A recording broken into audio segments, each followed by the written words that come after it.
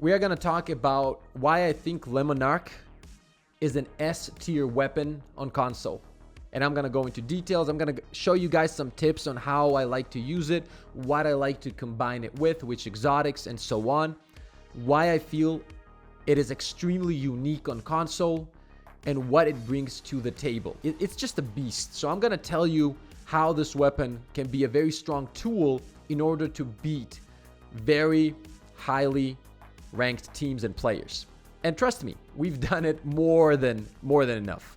Me and Onion have went against top 500 players, teams where there were actually 2 top 500s, and we still have managed to beat them. Tips on how to go against shotgunners, what I like to do against snipers, and so on. So I hope you guys enjoy this one. First, let's talk about the role of a bow in PvP in general. Now, keep in mind, we're talking about console PvP, okay? A bow is somewhere in the middle of a sniper and a scout, right? A sniper can bring you easy one-shot kills to the head, obviously, if you can land those shots and if you're a good sniper. Now, that said, that is not that easy to do. It's pretty hard to be a solid sniper at the moment, or in general. Well, especially now because there's a lot of changes in PvP to the sniping meta. So you have a sniper, and then you have a bow, which doesn't get you one-shot kills, but it leaves the enemies very, very low, especially if we're talking about Monarque. And then you have scouts, obviously, which are a 3-tap, but they're hard, heavy hitting, and you have 120 hand cannons. In the middle there, you have a bow. Now, what is the role of the bow in PvP if it's not a one-shot and if it's not as fast-firing as the other weapons? Well, you gotta approach it the right way. The bow shouldn't be a focus of your solo play. In competitive play, if we're talking about trials, competitive, you know, those modes, you need to approach a bow as a support weapon. Once you start doing that, the whole game changes. You can't look at Monarque as a solo, I'm gonna go in and absolutely annihilate everyone in trials. I mean, granted, ladies and gents, I do that all the time, right? But first of all, it is a support weapon. Let me show you. For example, you see someone, you tag them. Now look at how low they are and look at how long it takes for the enemy player to actually regen their health. No other weapon in the game gives you this. And the reason is obviously the Monarque's poison. As soon as you tag someone, even if it's a body shot, they lose their shield, and it takes way longer to regenerate than it would with another weapon, let's say a sniper or a scout rifle, hand cannon, whatever it is, simply because of the poison. That turns this into a very strong support weapon. Now let me explain once again what I mean by that. I peek, I get the shot, and he moves away or something. It doesn't matter. I'm not able to get my second shot in. This still gives me the ability to make a call out.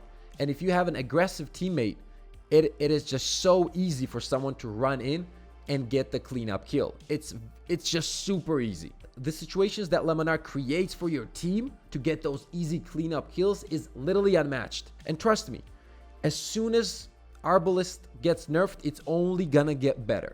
It's only gonna get better. Now, we mentioned the poison, right?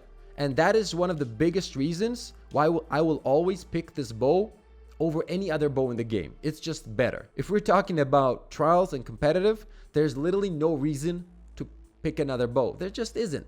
You know, it might be sad, but at the end of the day, it's true. This is the strongest one. Now, when I say that this is a support weapon, please don't think that it means that you can't use this solo, or you won't be able to get any kills, or you'll be terrible while you use it. No. That is not the case. You can be extremely deadly with this weapon, both in 6s, trials, competitive. It just takes more time. Just because you pick up a weapon, you use it for a game, and it doesn't go your way, doesn't mean that the weapon sucks. It just means that you haven't put in enough time to master the weapon. You guys have seen me go 1v3, 1v2 and win those encounters with this bow just because I've put in the time and I know how to use it. But if you're using it with a team, it turns you into a support player, and it's a very, very strong support weapon. In my opinion, the best support weapon in the game. How me and my team like to do it is we have 2 players that kind of, you know, I play with Monarque. We have a sniper or a fusion rifle player, and then we have one that is more aggressive. So when I get the tags, I call it out, and either both of them push in, or at least one that is the most aggressive player, and then he just gets an easy cleanup kill. That's how we usually play it. Now, let's say you're going against shotgunners. How do I deal with shotgunners. And I know that I'm going to get asked about the lonesome, so I'm going to go ahead and show you guys my role on it. It has really high range. I have rapid hit and kill clip. Unfortunately, I usually like to use 300 RPM sidearms, but I don't have it. There's not many 300 RPMs in the kinetic slot, so I'm using lonesome, rapid hit, kill clip. And when you get that kill clip up, it shreds people. So it's still a very good pick. Now, the way I approach shotgunners, let's say they're rushing me. There's a few things you can do if there's a shotgunner that is rushing you in a 1v1. Obviously, if you're playing stasis, the smartest is to hop back and throw your nade. So if he's rushing, you hop back, you throw the nade, he gets caught, you either throw your, shuriken and freeze him and then take him out. And obviously you get the damage boost, which means that after this, I usually like to push and play aggressive for the 10 seconds that I have to hopefully get a one-shot kill to the head. So if I do get a freeze like that on a shotgunner, I push to get that one-shot kill, which is really, really strong. Let's say you don't have the abilities, you don't have shurikens, whatever, you don't have your dodge, nothing, and he's pushing. I usually, let's say he was around this corner. Obviously, you can see him on the map. This is where oathkeepers come in. A lot of people ask me, why do you use oathkeepers? Well, here's a perfect example. Let's say I'm aiming down sights right here. I see him on the map, as you guys can see, right? Now, the thing is, if I didn't have oathkeepers, I can't do this forever. I have to literally just, cancel it, do it again. What if he pushes out when I'm doing this? You lose those precious seconds. And once you lose those precious seconds, that becomes a problem. That really does. It can get you killed. So let's say he's right there. You have oathkeepers. He's pushing up. Boom, you take him out. Shotgunners usually just push in very aggressively. It's harder to do with Titans because of the new slide. It's very hard to counter them, but it's still doable. You can do it, just put in the time. Now that's what I like to do against shotgunners. If I have abilities, I throw the nade, I throw the shurikens, I dodge next to them. Let's wait for the dodge. I'll show you exactly what I mean. On the map, I know he's around the corner, right? He's probably crouched with the shotgun. What I really like to do is run in, then jump up, boom. I get the kill. I slowed him with the dodge. I froze him. Not only did I get an absolutely easy kill, but at the same time, I got my damage boost going. So once again, now I can play aggressive. If you master these little things, guys, you can destroy people with Monarque. Against snipers, there's a few things I like to do. One, if there's a sniper on the other side, I like to bait a shot. So what you could do is, he's there, he's scoped in, you can dodge in, slide back in. That very, very frequently makes them shoot because they're trying to obviously land. Now, if you're in a competitive mode, especially in trials, even making them spend one bullet is a huge thing. Another thing is never peek out like this. You're gonna die because obviously his reticle is gonna be on the level of your head. That's just how it goes. So don't peek out like this. What you could do is do this. Crouch peek. This really helps.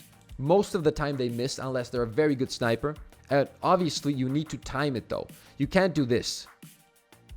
You can't do that. You'll be dead. You have to crouch almost when you're peeking out. And you have to adjust your shot accordingly, okay? That's going to help you out a lot. I'm not showing you any 3-peeking or anything because my team doesn't do it. Unless the enemy team starts 3-peeking, we never do. If you're looking for a support weapon that is very strong, that will create crazy openings for you and your team to do pushes, to slow down the pace of the game when you're going against very aggressive players, shotgunners, whatever they use, and they're just pushing you, this weapon is an absolute beast. And the reason is you tag them, they're burning, and they will not be able to push you, so they have to slow down. They will be slowing down. It really changes the game. It really, really does. And I love that about it. To make this even stronger, you can use charge with light. Let me check that out. High energy fire and taking charge. There it is, both of them. So every time you pick up an orb, you will also be landing one-shot kills, which is also very strong in Trials of Osiris, in comp, pretty much anywhere to be honest, but especially in those modes. Now, another great thing you can do is run Powerful Friends and Radiant Light right here. And if your teammates are also running it, that means that every time they pop a super close to you, you will instantly get charged with light. So that's another huge thing you can utilize in top tier PvP. Because if your teammate has a super, you're like, okay, wait for me. You group up, he pops it, you're charged with light, And you, even if he messes up his super, guys, you still have 2 arrow shots that are one-shot kills. Now you can see how powerful that is in trials. So the last tip that I want to give you guys with the bow, and I see a lot of people make this mistake. I'm not going to fight somebody that is there from here, guys, because I have no cover. Let's say I missed the shot. What do I do then? I'm dead. He's going to mess me up. You need to have some kind of cover. So for example, you look at the map. Okay, he's right there. Now this is a different story. You can peek out. You can take the shot. If you land, that's good. That opens up the ability and opportunity for you to push. But if you miss, you have cover. That's the smart way to use a bow. Never just run around in the open. That will get you killed over and over again, and that will frustrate you a lot. So don't do that. Play smart. Look for positions. Use the strengths of the bow and environment the right way. Use it correctly to make your game better. The reason I like to run sidearm, of course, and I'm going to showcase this right now. Look how far it can get that kill. If you tag someone with a headshot, all you need is a body shot. And even from here, dead.